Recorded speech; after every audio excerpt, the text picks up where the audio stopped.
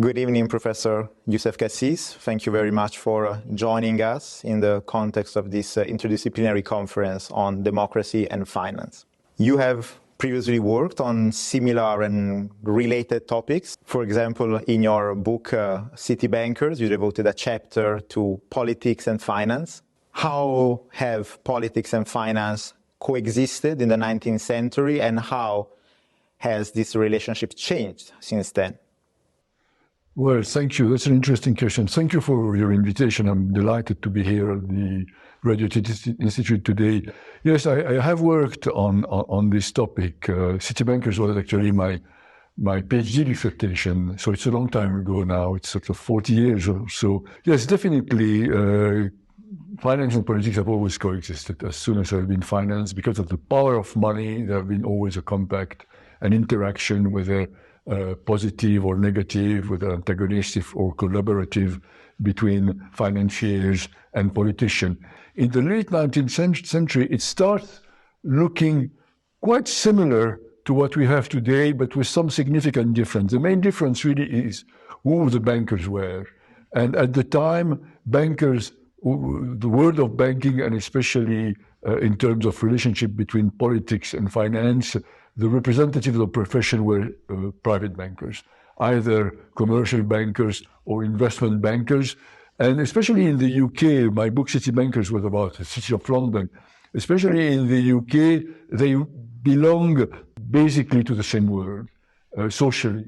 They came from landed family, or bankers had increasingly become part of the landed aristocracy or the landed gentry. So it was this type of relationship between a small group, not yet what will become the establishment, but a small elite, integrated elite between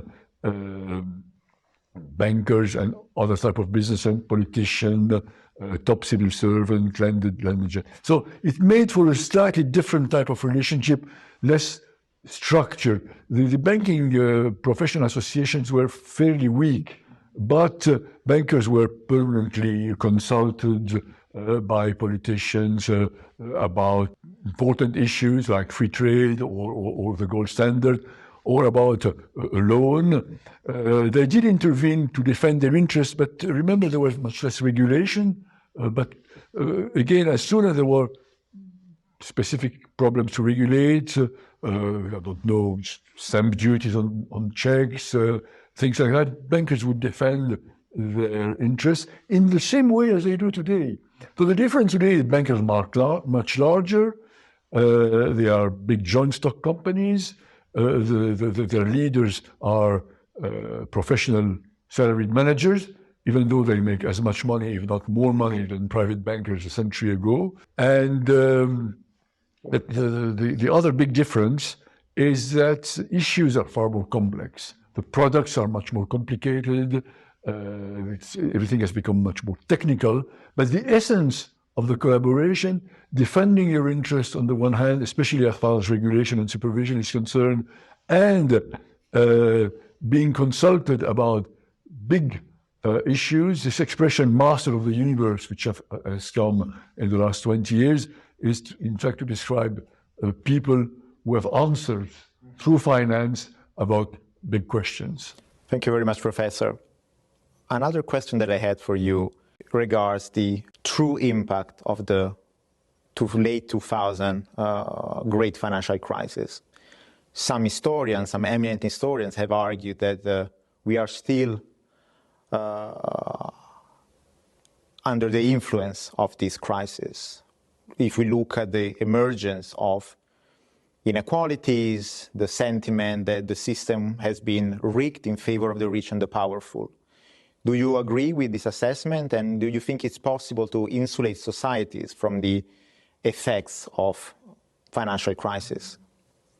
Again, it's very interesting, and there are many questions in the questions.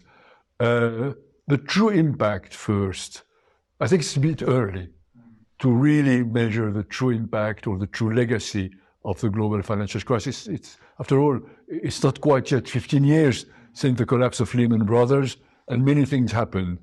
I think that it definitely had an impact, and I agree with historians and other commentators, whether from other social sciences or in the press or in the profession itself, that there has been an impact, both an economic impact, but also socio-political impact. Leaving aside the economic impact for the moment, is one thinks immediately of things like the rise of inequality or the rise of populism, inequality at a social level, rise of populism at a political level. And there is no doubt that both rise of inequality and rise of populism are linked to the global financial crisis.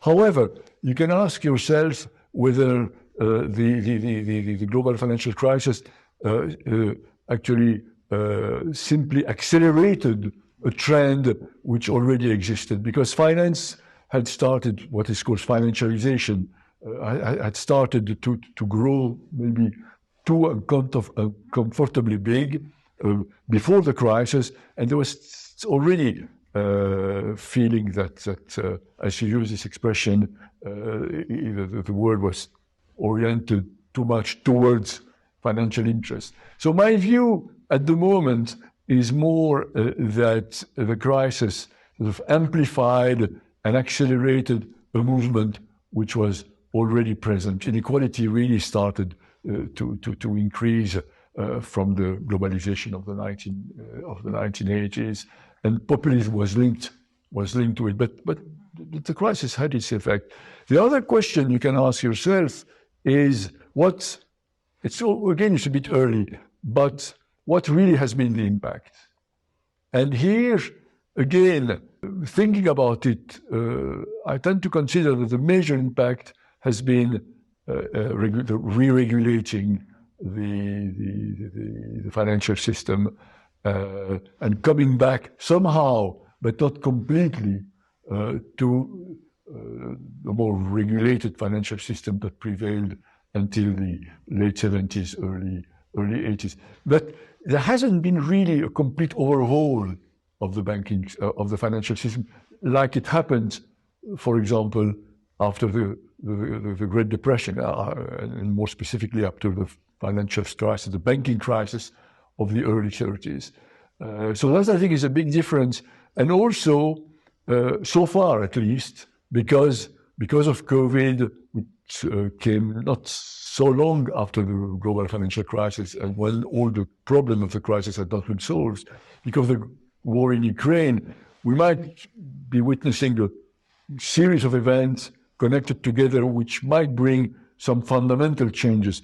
But taken on its own, the global financial crisis hasn't been like the Great Depression, or also like the big financial instability of the 70s, turning point in economic and financial history, a changing moment.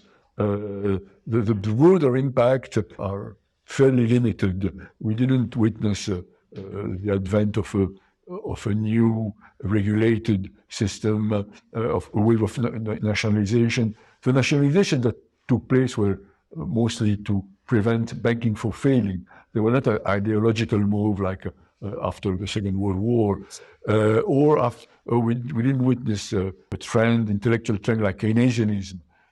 And in the same way, we didn't witness a reversal of this trend like what happened in the 70s. So I'm waiting a little bit to assess the global legacy of the crisis beyond just regulation. So thank you, Professor. In the past, financial innovation have been used to buttress democracies, to reinforce democracies, and to fight against tyranny. Essentially, they have been a force for good. If we think at the Liberty bonds, war bonds, freedom bonds during World War I and World War II, and even during the Russian invasion of Ukraine, Ukraine issued military bonds. Do you think that finance can still be a force for good, or has the financial sector deeply transformed in the last 40 years? I slightly differ in my view, as finance having been in the past a force for good, and now it's more debatable. In my view, finance and financial innovations have always been at once a force for good and a force for evil, depending on how it's used. Think, for example, of an innovation like investment trusts and holding companies in the United States in the 20s. They attracted a huge amount of investment. They grew tremendously in less than a decade, but then they were all collapsed and they were partly responsible with other factors for the depression. So my feeling is that finance in general and financial innovation in particular are very much dependent on what use is made of them.